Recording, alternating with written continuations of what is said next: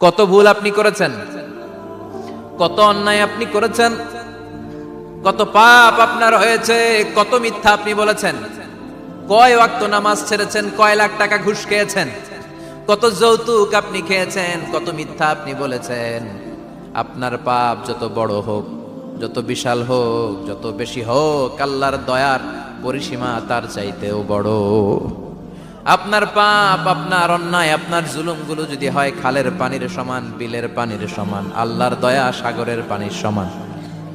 আপনার পাপ যদি হয় সাগরের পানির সমান, আল্লাহর দয়া মহাসাগরের পানির সমান।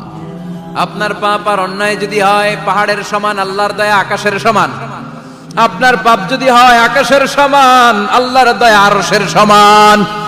এজন্য আল্লাহ বললেন, ইয়া আইয়ুহাল্লাযীনা আমানু তুবু ইলাল্লাহি তাওবাতান নাসুহা।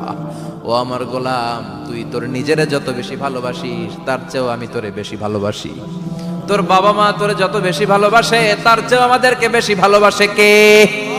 আল্লাহ বললেন, ভালোবাসারে তৈরি করার পরে আমি 100 টুকরা করলাম। চিল্লায় বলেন, কয় টুকরা? 99 টুকরা ভালোবাসা আমি আল্লাহ নিজের মধ্যে রেখে দিলাম। 1 টুকরা ভালোবাসা গোটা বিশ্বের সবার মধ্যে আমি ভাগ করে দিলাম। 1 টুকরা ভালোবাসা পেয়ে আমাদের অবস্থা দেখছেন।